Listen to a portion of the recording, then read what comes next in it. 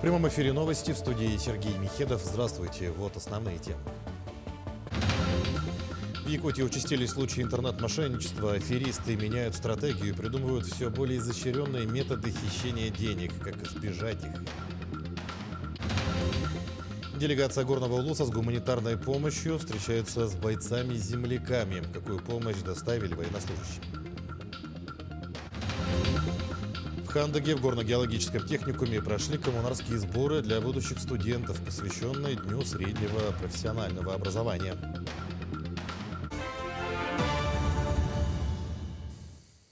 Реализацию программы переселения граждан из аварийного и ветхого жилья в этом году обсудили на традиционном совещании под председательством первого вице-премьера Дмитрия Садовникова. Всего с 2019 года на эти цели было направлено более 85 миллиардов рублей. За период действия программы введено 280 многоквартирных домов. До конца года должно быть сдано 123 МКД на 446 квартир. В настоящее время из аварийного и ветхого жилья переселили более 40 тысяч человек. На сегодняшний день не секрет, что проблемой в строительной отрасли является это удорожание строительных материалов, а также логистика на территории Республики Саха-Якутия. Но эти вопросы решаются с усилиями правительства республики, а также на указанные цели направляются дополнительные трудовые ресурсы. В Якутии участились случаи интернет-мошенничества. Аферисты меняют стратегию и придумывают все более изощренные методы хищения денег. Как избежать их и что делать, если вы стали жертвой мошенников, расскажет Даяна Федорова. Служба 112, третья, слушаю вас. Каждый, кто оказался в сложной ситуации или попал под влияние мошенников, может обратиться в службу 112. Ежедневно обращаются порядка 1500 человек со всех уголков республики. За эти выходные поступило 5 обращений, связанных с мошенничеством. За 9 месяцев этого года совершено порядка 2300 дистанционных хищений. Операторы принимают обращения от граждан, фиксируют их в единой информационной системе, заполняют карточку информационного обмена и направляют ее на реагирование уже непосредственно в отделение полиции для регистрации и также соединяют с управлением по борьбе с дистанционными мошенничествами. Мошенники часто используют манипуляции и страх для достижения своих целей. Аферы продумываются до мельчайших деталей и способны обмануть даже самых бдительных граждан. Основную долю в мошеннических действиях занимают инвестиции, взлом госуслуг или оформление кредита. Я наткнулась на объявление. Там была реклама инвестиционной фирмы, где обещали получить большой доход за короткий период времени, и я поверила и решила взять кредит потребительский, после чего сумму я внесла также на счет брокера, который оказался мошенником, как оказалось. Киберпреступления становятся все более прибыльными для злоумышленников. Заработки исчисляются миллионами. Только за прошлый год ущерб составил почти 1 миллиард рублей. В этом году более 827 миллионов. Киберполиция Якутии стоит на страже закона.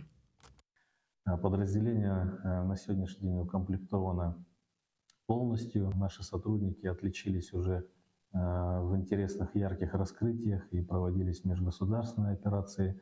В том числе были задержаны участники организованных преступных формирований в других регионах Российской Федерации, доставлялись в Якутию, где уже понесли заслуженное наказание. Если вы стали жертвой мошенников, позвоните в банк, сообщите о мошеннической операции и заблокируйте карту. Незамедлительно обратитесь с заявлением в отдел полиции по месту жительства. Будьте внимательны, не дайте себя обмануть. Даяна Федорова, Джулстайн Накентьев, Якутск. В Якутске чествовали Героя России Радимира Максимова. По традиции торжественная церемония прошла в Доме правительства с участием общественности. Глава Республики Айсан Николаев поздравил участника специальной военной операции и вручил сертификат на сумму 1,5 миллиона рублей. Напомним, Радимир Максимов получил звание Героя России за совершенный подвиг. На протяжении 2 суток боец оборонял и удерживал занятый опорный пункт ВСУ и уничтожил с товарищами более 30 боевиков. Несмотря на ранение, он выполнил поставленную боевую задачу. Очень волнуюсь. Даже в передке так не волновался. Сейчас много народа собралось сегодня. очень такой момент. Ну, не каждый же день, да? Поэтому как-то, ну, хочу поблагодарить еще раз за столь хороший прием. Еще вот отдельно хочу еще благодарить, кто помогает именно вот на фронту, нашим ребятам, именно из Якутии. Продолжается поддержка участников спецоперации и членов их семей. По линии высшего и среднего профобразования назначают повышенную стипендию студентам. В настоящее время ее получают 818 человек. Размер стипендии 6212 рублей ежемесячно. Второй мерой поддержки является заключение договора на целевое обучение в высшие и средние профессиональные учебные заведения за счет средств Якутии. По состоянию на сегодня за этот год уже заключены 34 договора целевой подготовки со студентами среднепрофессиональных и высших образовательных учебных заведений. Для того, чтобы подать заявление, необходимо обратиться через Госпортал или можно обратиться в МФЦ для получения данных мер поддержки. Делегация Горного Улуса с гуманитарной помощью встречается с бойцами-земляками. Военнослужащим доставлены теплая одежда, различные вещи и продукты от родной компании «Горный ас». Благодаря Владимиру Тикиянову, председателю Союза молодежи республики, главы Наслега, который второй месяц работает волонтером в Ростове-на-Дону, наши бойцы получили генераторы, мотоциклы, тепловизоры. К примеру, боец по имени Евгений, который был мобилизован в 2022 году, сумел в боевых условиях поразить летательный аппарат «Баба-Яга». Очень рад новой технике. Делегация Горного Улуса далее отправляется в Курскую область. Мы побывали в Запорожской области, Донецкой, Луганской народных республиках и также встретили земляков Белгородской и Курской областях. Настрой у ребят боевой. Многие наши бойцы благодарят главу республики Айсена Сергеевича Николаева, работников Единого координационного центра за постоянную поддержку, которые они оказывают. Благодаря программе поддержки местных инициатив села реализуют множество проектов и решают актуальные вопросы. В Намском Наслеге и Верхневилюйского Улуса за эти годы реализованы следующие проекты. Обустройство сквера имени Исидора Барахова, местности Даркалах в 2 этапа, ремонт внутрипоселковых дорог длиной почти 5 километров. А в 2 километрах от Наслега есть местность Убога, на которой с 2017 года отмечают национальный праздник Исах. На итоговом собрании принято решение об участии в ППМИ 2025 года. Выбрана инициативная группа, на которой возложены задачи по продвижению проекта. Единогласно победил проект обустройства места проведения национального праздника Исах в местности Обогалага в 2 этапа. На первом этапе мы планируем цену для выступлений, навес с местом сидения. В день государственного флага Якутии в многофункциональном центре «Мои документы» города Алекминска торжественно вручили паспорта гражданина Российской Федерации ребятам, достигшим 14-летнего возраста. В память о вручении юным гражданам вместе с паспортами передали брошюры с Конституцией России, а также обложки для паспорта и значки от движения первых.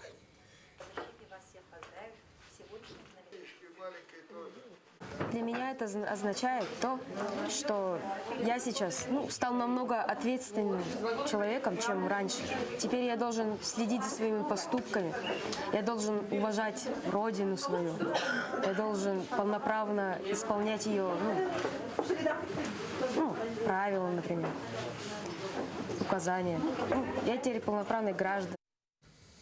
Долгожданная встреча с авторами произведений, чтение стихов, а также интеллектуальная игра. Редакция литературного журнала «Чулбон» провела открытое мероприятие. «Чулбон» встречает друзей в рамках акции льготной подписки.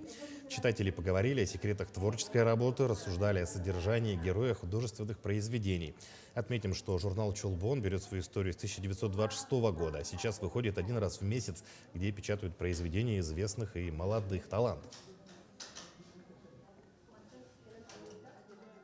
Выпускники якутской группы под руководством Аити Шапошниковой, Лилия Иванова, Анастасия Еремеева, они будут заниматься переводами, поэтому мы будем расширять ареал якутской литературы И в этом мероприятии участвуют в основном новые имена якутской культуры. Это вот драматург Утум Захаров, поэты Римма Крылова, Василий Тимофеев.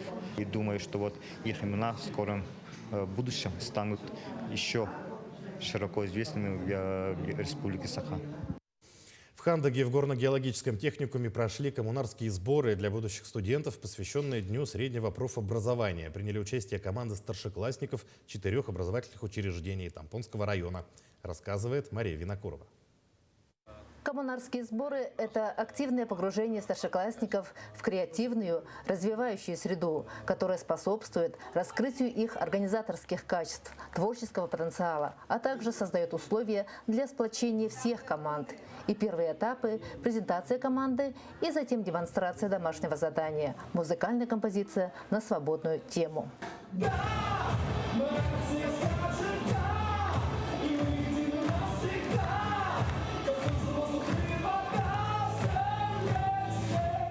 Третий учебный год реализуется федеральный проект «Навигаторы детства». Этот федеральный проект помогает реализовать творческий и интеллектуальный потенциал наших детей. Введен новая должность советник директора по воспитанию. Они помогают реализовать разные проекты, в том числе коммунарские сборы. Студенты прошли квест-игру, состоявший из 9 станций.